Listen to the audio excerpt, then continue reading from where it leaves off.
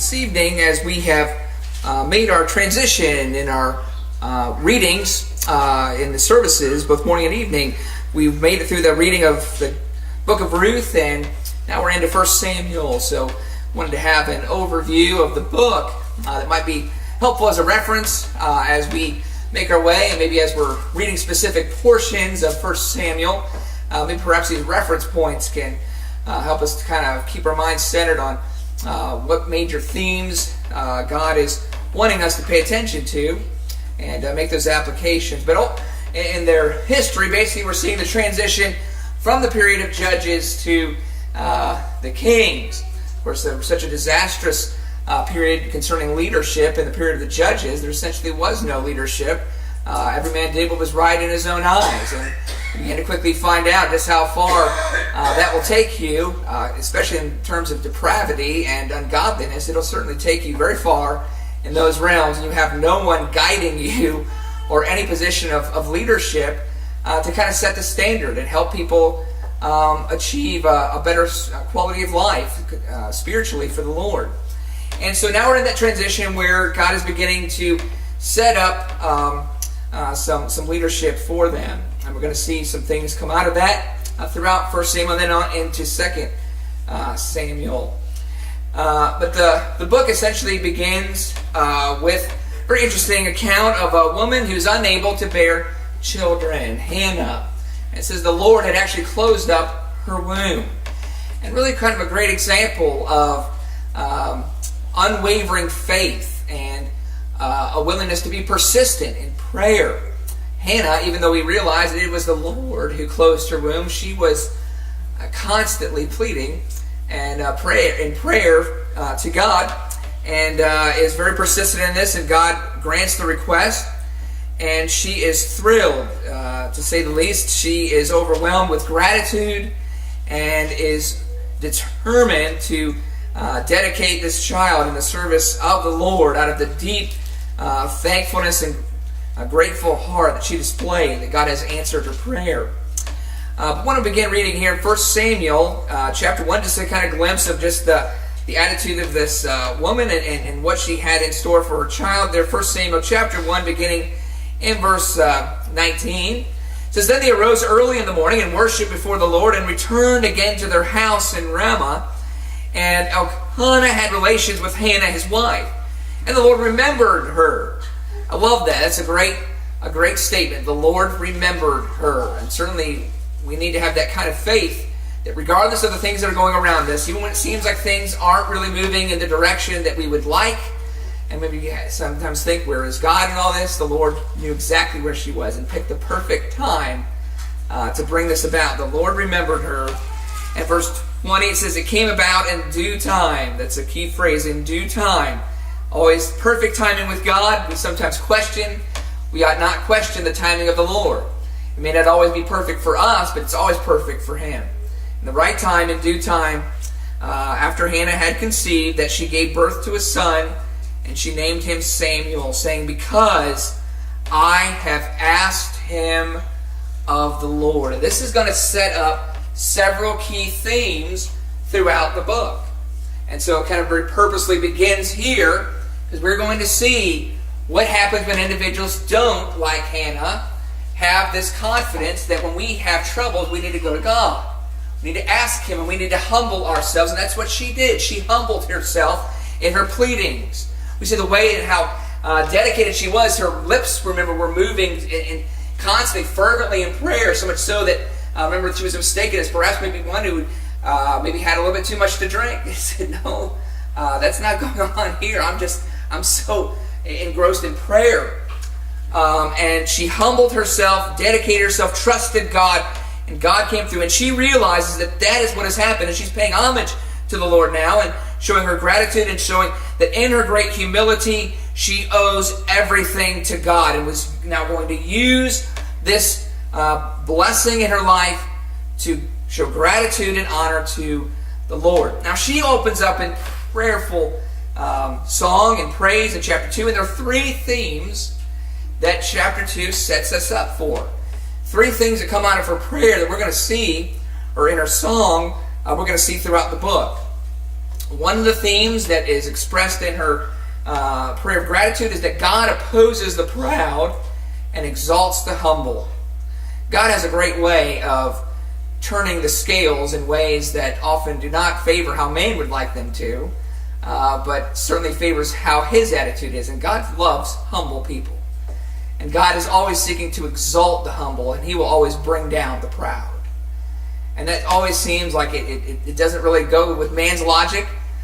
Usually man's logic is humility is equated with weakness and a certain amount of maybe ineptitude and inability. God favors those who do not put on themselves, but they trust God.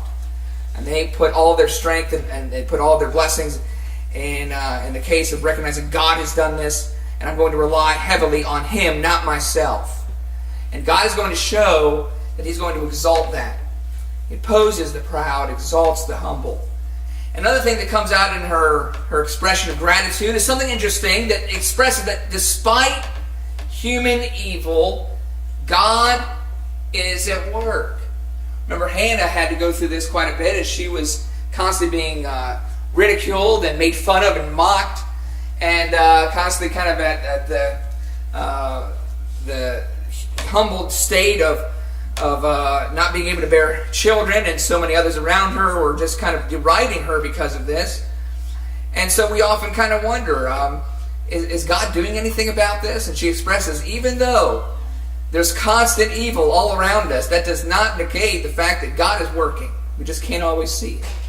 But we need to show patience and that humility and faith to trust that we know God is working even though we can't see it.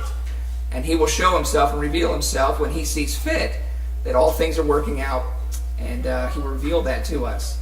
And the third theme that seems to come out is that God ultimately is doing all these things to raise up a messianic king, one who would ultimately be a great deliverer, who would right all wrongs, who would lead them in the path that God would have them to, and bring them into a state of redemption. And so these three things are going to be seen throughout the book. And we're going to just kind of look at several key moments that are recorded in 1 Samuel that exemplify these points that come up in her song. So considering the point of humbling the proud and the arrogant, there's a great account of the Ark of the Covenant that displays a great deal of arrogance that the children of Israel had. They were very arrogant in that rather than going to God in prayer when they were being defeated by the Philistines, they kind of looked at their relationship with God as almost kind of a trophy, a token, if you will, of power, and they just assumed that because they have access to the Ark of the Covenant, certainly God's going to be for them. God certainly is going to take care of this. After all, let's just bring the Ark of the Covenant in here and he's going to just wipe out our enemies. Didn't happen. And God was showing them a great lesson of their attitude, that they had a great deal of lack of faith, but not only lack of faith in God, but too much pride, arrogance about the things that God was surrounding them with and providing them with, and just assumed that they was going to be in their favor. I want to read an account of this in 1 Samuel chapter 4. 1 Samuel chapter 4, verse 1 says, Thus the word of Samuel came to all Israel. Now Israel went out to meet the Philistines in battle and camped beside Ebenezer, while the Philistines camped in Aphek. The Philistines drew up in battle array to meet Israel. When the battle spread, Israel was defeated before the Philistines, who killed about 4,000 men on the battlefield. When the people came into the camp, the elders of Israel said, Why has the Lord defeated us today before the Philistines? Let us take to ourselves from Shiloh the Ark of the Covenant of the Lord, that it may come among us and deliver us from the power of our enemies. Notice they did not plead to God. They showed the exact opposite of Hannah. Hannah humbled herself. Hannah realized that she needed to depend heavily on God. They just kind of had this assumption, this arrogant assumption that I'll just bring in the ark and I'll just take care of everything. Had nothing to do with their humility or their attitude. That they just kind of made these random assumptions that certainly God is going to wipe them out. That's the missing piece of the puzzle. It didn't work. Verse 4 says, "So the people sent to Shiloh, and from there they carried the ark of the covenant of the Lord of hosts, who sits above the cherubim. And the two sons of Eli, Hophni and Phinehas, were there with the ark of the covenant of God." I'll drop down to verse 10. It says, "So the Philistines fought, and Israel was defeated." Wait a minute, I thought that was going to take care of all your problems. Just bring the ark of the covenant, right? No, God is showing them a great lesson and needs to humble them. Philistines fought, and Israel was defeated, and every man fled to his tent. And the slaughter was very great, for there fell of Israel 30,000 foot soldiers. And the ark of God was taken, and the two sons of Eli, Hophni and Phinehas, died. And so they lose the ark of the covenant gets in the possession of the Philistines. And oddly enough, while it's in the possession of the Philistines, God demonstrates, even without an army, is able to defeat Israel's enemy. There are all kinds of plagues that befell them while they were in the presence of the ark of the covenant, even caused their false god to kind of bow down in front of it and show that it was omnipotent and glorious above all other powers. And they realized they didn't want anything to do with the ark of the covenant and sent it back over to Israel. And it seems like what God was trying to show them in humbling them this way is to show that God is not Israel's trophy. Do not develop a system of arrogance when we have access to things that represent God's power, represent His ability. We still need to humble ourselves and realize that we need to rely heavily on these things. And it's about connecting a humble heart and drawing our faith with our great need for God, not just assuming because I have access to God's power, I can just automatically just use it at will and it always work in my favor. That is an arrogant, proud attitude. And the individuals that have that need to be humbled. That's where Hannah was demonstrating. She was a great example of the opposite of this, and praises that God favors those who truly humble themselves before Him and realize their great need for Him. Do not take God for granted. God opposes the proud, and Israel must remain humble. And so this is going to be even reveal itself even more evidently as the nation of Israel cries out for a king. They want to be like the other nations around them. And of course, their thoughts about this aren't exactly what God would have them to be thinking about. Samuel pleads with them and makes them realize they're making a great mistake in this. They're not thinking this through. They don't even have the right motives for asking for a king. So nonetheless, God is going to use this again as an opportunity to show them where pride gets you, where selfish motives get you. And so He's going to give them a king, and He's going to give them probably the worst example of a king they could have, but it's going to be through Saul. And so now we're going to progress through Samuel kind of advising and showing them that here we're going to present you this king, and we're going to see the rise of Saul. It's interesting that in the very beginning it seems like he's a great fit. It seems like he's going to be a great candidate for a king. Seems even from a physical standpoint that he has all the attributes that would make for a great king. He has all of the makings of that kind of thing, and even though even in the beginning he kind of reluctantly accepts this, he realizes that he comes from a very small clan, and he himself is kind of exhibiting a little bit of that oh shucks, not me kind of thing, but quickly he loses that. He loses that very quickly, and all of a sudden begins showing his true character. That humility wasn't really genuine. And sometimes we can do that. We can exhibit false humility or a sense of kind of pretend. I'm not saying it wasn't genuine at the time, but it kind of reveals that he was susceptible to that. But sometimes if we truly don't have a genuine humility, I think that's what we see in Saul. Sometimes we can say the right things and we can be 100% honest about that, but eventually our character will reveal itself whether or not we really mean what we say, or whether or not we truly see the need to have these qualities that we say we have. And that seems like be a great example of Saul. Saul kind of said the right things and he kind of exhibited that, but in some ways maybe in this temptations of rising to power, it just kind of led him astray. But nonetheless, it reveals that he had serious character flaws. And again, he's going to be greatly humbled. And his main character flaw is pride. Again, one of the key themes that we saw through Hannah as she praises God is that God exalts the humble, but He brings down the proud. And Saul is going to be a great example of someone rising to power, but then coming down because they did not honor God or seek to obey him. We see that in several examples, several key chapters. We're really going to see that come out is his attitude and his wrongdoing. Amazingly, not only does his pride get him in trouble, but he almost seems unwilling to even acknowledge that he has a problem. He won't even admit it. He won't even own up to the fact that he has done some wrong. And he tries to cover it up as best he can with all kinds of excuses and things to kind of justify his actions. He absolutely refuses. Even when Samuel points it out to him and tries to kind of cover it up sometimes. So they see this is going to be a major problem for us as well. If we do not demonstrate true, genuine humility to realize that we need God and we need his direction, especially when we've committed sin, especially when we've been led astray, to own up to that, accept the consequences, and seek God to lead us in a better way. Saul never seemed to do that. We see one of the great examples of that, 1 Samuel chapter 13, verse 8. 1 Samuel chapter 13, verse 8 says, Now he waited 7 days, according to the appointed time set by Samuel. But Samuel did not come to Gilgal, and the people were scattering from him. So Saul said, Bring to me the burnt offering and the peace offerings. And he offered the burnt offering. As soon as he finished offering the burnt offering, behold, Samuel came, and Saul went out to meet him and to greet him. But Samuel said, What have you done?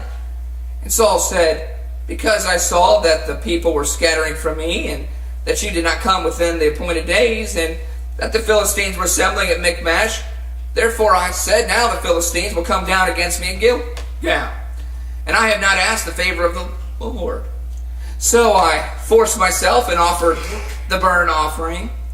There's zero guilt. There's zero acceptance of any wrongdoing. I can justify it. You think about it, it makes sense why I would do something like this. He unwilling to even that kind of sense of even at least remember the apostles when the Lord said one of you is going to betray me. At least they said, am I capable of this? He has none of that. Sometimes that's where pride leads us. The great damage that pride does is prohibit us from even being willing to see our flaws and see that we have issues that need to be dealt with. And Saul refuses. And Samuel's bringing this to his attention, and all he can do is seek to just offer these justifications. In verse 13, Samuel said to Saul, You have acted foolishly. There's no excuse. You are a leader. You are someone in a position of authority. God expects better of you. And won't even admit perhaps some things that he should straighten out. You have not kept the commandment of the Lord your God, which he commanded you. For now the Lord would have established your kingdom over Israel forever, but now your kingdom shall not endure. The Lord has sought out for himself a man after his own heart. Key phrase in this book. Man after God's own heart. We're going to see how David is the total opposite of Saul in one major way of his true character. David always is going to demonstrate true, genuine humility and a genuine trust that he needs to depend upon God. That's one of the key things that separates David from Saul, even though they both made mistakes, even though they both gave into temptations. The key difference is that David had a true humility. It wasn't lip service. It wasn't just saying what maybe people need to hear or want to hear. He genuinely meant every word when he brings himself down and offers confession that he has sinned and is seeking repentance, is seeking for God to cleanse his heart. We never really ever see that from Saul, kind of the exact opposite of this. He just kind of blows over it. And here, so he explains to Saul, kind of a sad thing. You kind of rose to power, a great promise for you, but now God's bringing you down. Your pride has really brought you to this point. So he says, God's now seeking someone after his own heart. The Lord has appointed him as ruler over his people because you have not kept what the Lord commanded you. And it happens again 2 chapters later in chapter 15. I'll go over to 1 Samuel chapter 15, beginning in verse 17. Samuel said, Is it not true, though you were little in your own eyes, you were made the head of the tribes of Israel? And the Lord anointed you king over Israel, and the Lord sent you on a mission and said, Go and utterly destroy the sinners, the Amalekites, and fight against them until they are exterminated. Why then did you not obey the voice of the Lord, but rushed upon the spoil and did what was evil in the sight of the Lord? I love this. This is great. This is a great examination of us, and we need to ask ourselves some tough questions. Sometimes we can say some very humbling things, but do we mean it? And he points this out to him and said, you were the one who said this. That kind of thing. You said, oh, I'm from this small tribe. You don't expect someone with that kind of little esteem of themselves to realize how much they need God, how much they need to depend upon God, how much they need to follow His instructions, realize it's His leadership, and he veered away from that.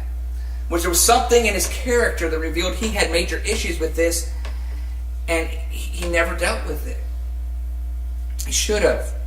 He should have paid homage to the fact that the times when Samuel would bring these things to his attention, that he needed to work on this, and it just seems to just kind of get worse and worse. But he says, is it not true, though you were little in your own eyes? And now look what's become of you. Verse 19, why then did you not obey the voice of the Lord, but rushed upon the spoil, and did what was evil in the sight of the Lord? And then Saul said to Samuel, I did obey the voice of the Lord. You question whether or not you're truly humble. How often do you immediately become combative with those who bring accusations to your immediately, couldn't possibly be me. Couldn't possibly be my fault. Saul has this. I did obey the voice of the Lord, and went on the mission on which the Lord sent me, and have brought back Agag, the king of Amalek, and have utterly destroyed the Amalekites. But the people took some of the spoil, sheep and oxen, the choicest of the things devoted to destruction, to sacrifice to the Lord your God at Gilgal. I wonder if sometimes we as well have issues with that sense to resist when accusations come our way, that perhaps we need to make changes, committed sin. If we become combative, try to offer explanations, that's revealing a deeper flaw. Not just the sin we've committed, but we have major issues with pride. And that's one of the key themes that God is showing in this book. It is dangerous for pride to go unchecked. It will ruin us. It will bring us to serious falls, spiritually and in other areas of our life. It needs to be rooted out. And so God is then going to use the backdrop of how far Saul falls from being so high up to how low he becomes, to then seeing David. How low he was, just a little boy watching over sheep, to how high he becomes to be king, and how he handles situations in his life very differently from Saul, because of his ultimate trust in God. But here, notice the resistance of Saul. And again, he's just showing one of these key themes that God is going to use him as an example and bring him down. So verse 21, he says, but the people took some of the spoil, sheep and oxen, the choicest of the things devoted to destruction, to sacrifice to the Lord your God at Gilgal. Samuel said, has the Lord as much delight in burnt offerings and sacrifices as in obeying the voice of the Lord? Behold, to obey is better than sacrifice, and to heed than the fat of rams. For rebellion is as the sin of divination, and insubordination is as iniquity and idolatry. Because you have rejected the word of the Lord. He has also rejected you from being king. The major dangers that pride brings in our life is we become blatant transgressors of God's law. And you blatantly disobeyed. It's not I was confused, not I didn't understand. You blatantly disregarded key instructions from God, and your pride gave you a sense of permission and almost put you in a state of, I'm sure we can get away with this. I'm sure there's not going to be any. I'm sure we can explain this away. He has this mindset about him. And it's sometimes maybe we don't see it in ourselves. And so, in another way, First Samuel was a great character study just for us to kind of look in the mirror a little bit, do some searching, ask ourselves again those very difficult questions. And just when you look at Saul, it really forces us to say, can I do this at times? Am I guilty of being quickly wanting to be defensive about my own actions, rather than humbling myself and welcoming Perhaps someone offering things to my attention that I have overlooked, that I have not done correctly, that I have not done to the best of my ability, and I can do better. How do I respond to that? Saul does not take to that very well. And so he's coming down quite far, and his throne is going to be completely taken away from him. Here's the sad words of Samuel here in verse 23, as he says, rebellion is as the sin of divination, insubordination is as iniquity and idolatry. Because you have rejected the word of the Lord, he has also rejected you from being king. Serious consequences await the proud and the arrogant who refuse to correct their ways. It's always going to be a great fall. And so then from here we realize that now things are shifting, and God is now going to raise up a new king to replace Saul. And you couldn't get any more opposite than here we see the character of David, who famously, courageously says, the battle is not mine, the battle belongs to the Lord. What a great statement David makes, and one of the key demonstrations of where humility brings us. Humility raises us up. We sometimes think we, by our own merits and our own abilities and a proud, arrogant mindset, that we can kind of take care of ourselves and we don't need help, we don't need anyone, we don't really truly need things. We just really put ourselves in position to have access to things. And that was the mentality of Israel. We just had put ourselves in position. We just get ourselves with the right people. We'll just use these things for us, and after everything will work out fine. God says, really? Really? What's going to happen when you think you've got it all figured out and you've got the Ark of the Covenant and God doesn't do a thing for you? You're going to humble yourself? He's testing them. We become so arrogant and self-sufficient, and we think we don't need of anything. We just put ourselves in the right place and everything will be okay. We need to watch out for that. We need to be careful and cautious, because it sneaks up on every one of us. I know for me, every time I go through this study and I'm looking at Saul, it's not comfortable. Because we realize how we are. We're very quick to be dismissive and to try to put ourselves in the best light. And God really wants us to work on that, to be humble. And David is a true example of where that leads to us. God exalts the humble. God brings them up to great places. So we see in this great testimony of where God puts the humble in 1 Samuel chapter 17. Amazing statements from David, an amazing example of his character here. And we get to chapter 31, or excuse me, chapter 17, verse 31. It says, when the words which David spoke were heard, they told them to Saul, and he sent for him. David said to Saul, let no man's heart fail on account of him. Your servant will go and fight with this Philistine. And Saul said to David, you are not able to go against this Philistine to fight with him. You know, this is a great account. Pride versus humility. Saul looking at David said, are you kidding me? How in the world are you going to do this? And David says, easy. I'm not going to fight with my own strength. I've got God. I'm going to rely totally on him. Saul cannot understand that. It blows him away. It's beyond him. In verse 33 it says, then Saul said to David, you are not able to go against this Philistine to fight with him, for you are but a youth. Well, he has been a warrior from his youth. It's the arrogant versus the humble. 34, David said to Saul, your servant was tending his father's sheep when a lion or a bear came and took a lamb from the flock. I went out after him and attacked him and rescued it from his mouth. And when he rose up against me, I seized him by his beard and struck him and killed him. Your servant has killed both the lion and the bear, and this uncircumcised Philistine will be like one of them. Why? Since he has taunted the armies of the living God. Notice verse 37. This is the total key opposite between someone like Saul and David. Saul, who started off saying the right humble words, but the more victorious he became, the more his head got big. And the more he thought it was all him, right? David, the complete opposite. He runs his resume by, so to speak. He says, all these things that happen, I know why they happen. It's not anything about me. It all showed me the power of God, and humbled him to realize how much he needs to continue to have this deep dependency on God And that is the best place to be.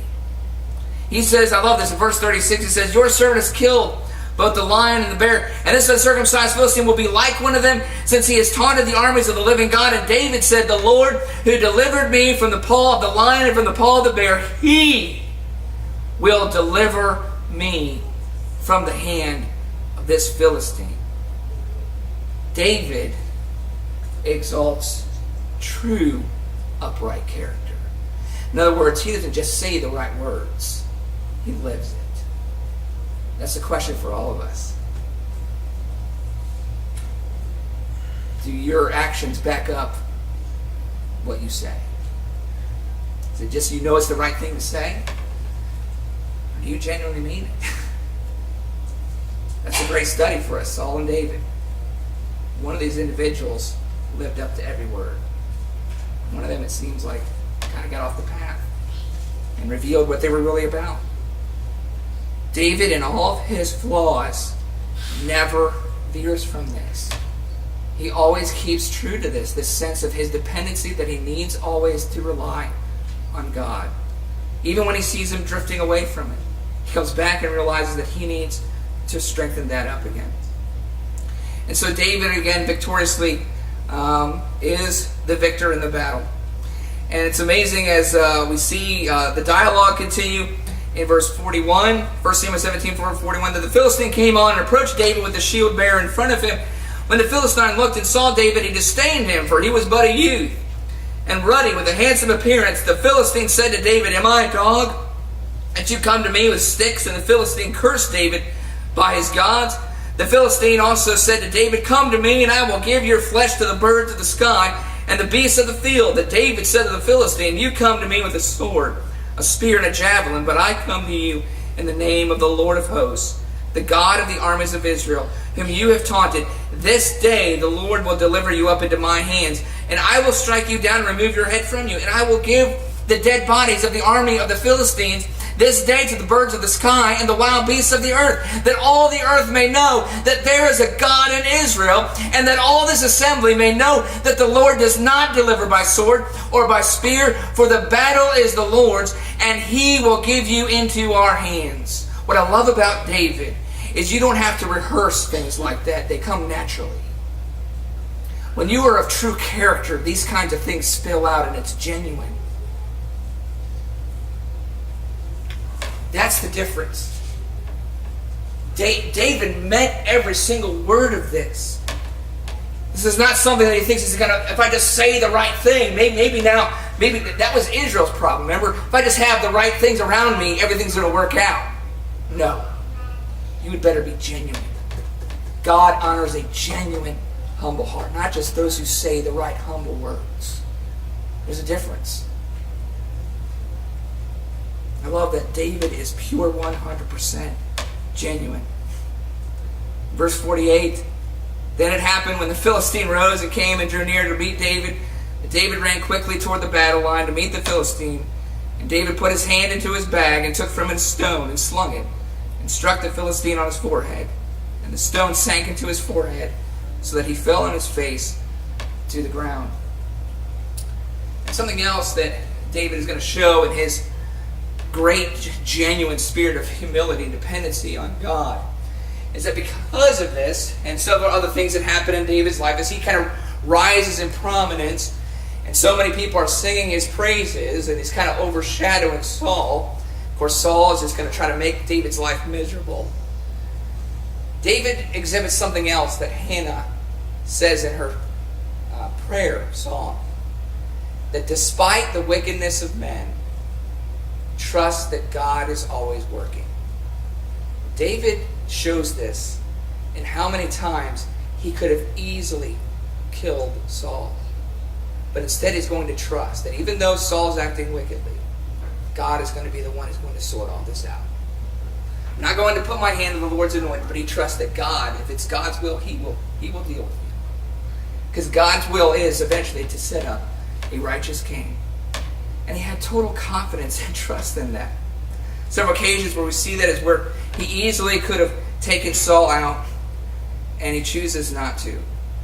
I love in chapter 24, 1 Samuel chapter 24, 4, beginning in verse 8. It says, "Now afterward David arose and went out of the cave and called after Saul, saying, My Lord the king, or my Lord the king. And when Saul looked behind him, David bowed with his face to the ground and prostrated himself. David said to Saul, Why do you listen to the words of men, saying, Behold, David seeks to harm you? Behold, this day your eyes have seen that the Lord had given you today into my hand in the cave. And some said to kill you, but my eye had pity on you. And I said, I will not stretch out my hand against my Lord, for he is the Lord's anointed. Now my father, he, indeed see the edge of your robe in my hand. For in that I cut off the edge of your robe, and did not kill you. Know and perceive that there is no evil or rebellion in my hands, and I have not sinned against you, though you are lying in wait for my life to take it. May the Lord judge between you and me, and may the Lord avenge me on you, but my hand shall not be against you." This, of all things, reveals the true heart of David. He had the perfect opportunity right in front of him, and chooses not to, on the basis that I am going to trust God to sort all this out, and I'm not. First of all, you're the Lord's anointed. I'm not going to be the one to put my hand against you. But he also had this trust that even though so much wickedness was coming out of this anointed one, he says, I trust the Lord will avenge you on behalf of me. I trust I'm not going to have to do this. I trust God. That's a great example. And a great example of where true humility leads. It leads to great faith like this in our lives. Pride does the opposite. Pride leads us away from God. Causes us to put matters in our own hands, and we make matters worse for ourselves when we think we're making it better. David did the opposite. In verse 16, when David had finished speaking these words to Saul, Saul said, Is this your voice, my son David? Then Saul lifted up his voice and wept. He said to David, You are more righteous than I, for you have dealt well with me, while I have dealt wickedly with you. You have declared today that you have done good to me, that the Lord delivered me into your hand, and yet you did not kill me. For if a man finds his enemy, will you let him go away safely? May the Lord therefore reward you with good in return for what you have done to me this day. Now behold, I know that you will surely be king, and that the kingdom of Israel will be established in your hand. So now swear to me by the Lord that you will not cut off my descendants after me, and that you will not destroy my name from my father's household. David swore to Saul. Saul went to his home, but David and his men went up to the stronghold. So essentially, we have before us a book starting off with a great example of trust, humility, how we handle ourselves when it seems like everyone around us is acting so wickedly, and even wickedly towards us. It shows the payoff of patient trust and continued faith and genuine humility, a genuine humble heart. God treasures. God loves humble hearts who, despite the circumstances around them, give themselves over to the Lord. And just as David said, the battle is the Lord's. And we'll trust that He will continue to help them. And even as we see success in that realm, rather than us being misled that we're the ones who are really doing it, true humble hearts see the truth. And it only makes us even more humble and more dependent on the Lord, and willing to exalt His name, not our own, and to love nothing more than for God to get the glory. So hopefully as we read through 1 Samuel, we'll see these themes and maybe make some personal application, especially when we see the character study between Saul and David. I don't think there's a better, more dynamic character study than just so perfectly to see it between these two opposite individuals. I think that's the purpose here for us. Take stock in it. Let's do some soul searching. Let's ask some tough questions, and if need be, let's make some changes. One final passage I read is James in the New Testament tells us essentially to do this. James says, as we read God's Word, let us be genuinely humble.